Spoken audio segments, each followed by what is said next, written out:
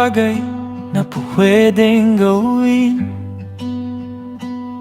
pero hindi lahat ay makabubuti. May tawag ka sa gitna ng mundo,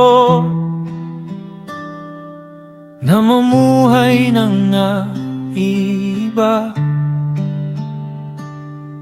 Hindi para maging mataas o magmukhang mas banal sa iba,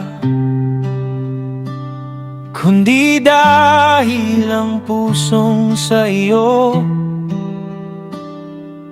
unti-unting nagbabago.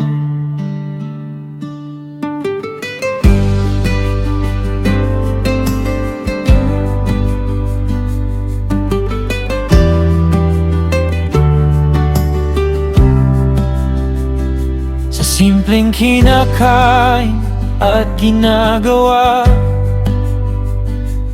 may pagkakataong sumunod sa iyo.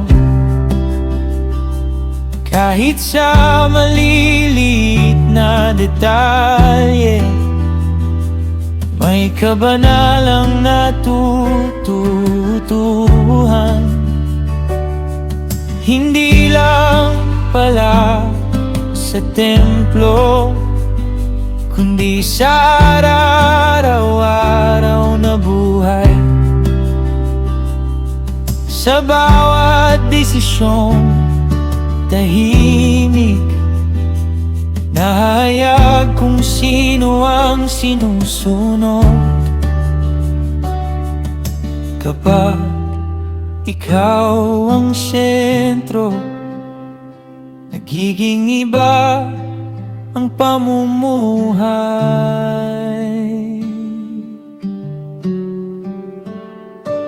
Diyos ko, ibang buhay na banal, hindi ayon sa agos ng mundo. Sa bawat hakbang at pinipili ko, ikaw ang nais kong sundin. Di ba ang buhay na banal may liwanag sa gitna ng dilim? Kahit tahimik at hindi nakikita, ikaw ang dahilan kung bakit naiba ako.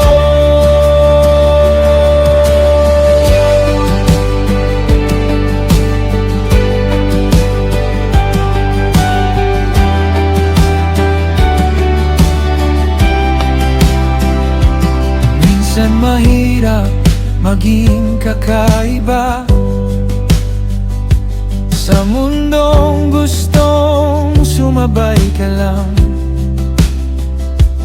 Pero sa bawat pagtanggi sa mali,